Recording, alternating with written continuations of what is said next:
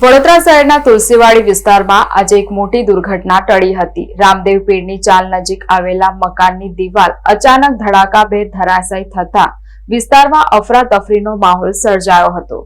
સદનસીબે ઘટનામાં કોઈ જાનહાનિ સર્જાઈ નથી। સમગ્ર પરિવારનો આબાદ બચાવ થયો હતો। પ્રાથમિક માહિતી મુજબ વડોદરા મહાનગરપાલિકા દ્વારા વિસ્તારમાં શૌચાલયનું કન્ટેનર મૂકવાની કામગીરી ચાલી રહી હતી। આ દરમિયાન કન્ટેનર મકાનની દીવાલ સાથે અથડાતા દીવાલ એકાએક તૂટી પડી હતી। દીવાલ ધરાશાયી થતા આસપાસના લોકો દોડી આવ્યા હતા અને ઘટના સ્થળે ભારે ભીડ એકત્ર થઈ ગઈ હતી। સ્થાનિકોએ મહાનગરપાલિકાની કામગીરી સામે સવાલો ઉઠાવ્યા છે। રહીશોનું કહેવું છે કે પૂરતી તકેદારી રાખવામાં આવી હોત તો આવી ઘટના ટાળી શકાઈ હોત। ઘટનાની જાણ થતા મહાનગરપાલિકાના અધિકારીઓ પણ સ્થળ પર પહોંચ્યા હતા અને સમગ્ર ઘટનાની માહિતી મેળવી હતી। રામદેવ પીરની 40 શ્રીનાથ પેટ્રોલ પંપ છે, કાઠિયાવાડી ચાલમાં રહું છું ને શેરી નંબર 2 ને સવારે મેં સૂતો હતો, સૂઈને હજી ઉઠ્યો જ છું।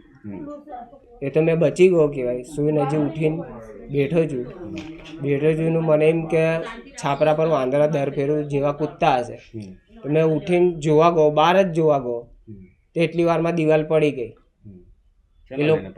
એ મૂતેડી રાખીને આ લોકોએ લોખંડની આખી દબાઈને એટલે પડી દિવાલ। કોની બેદરકારી માનો છો? વીએમસી વાળા કહે ને મને ઘર બનાવી દો।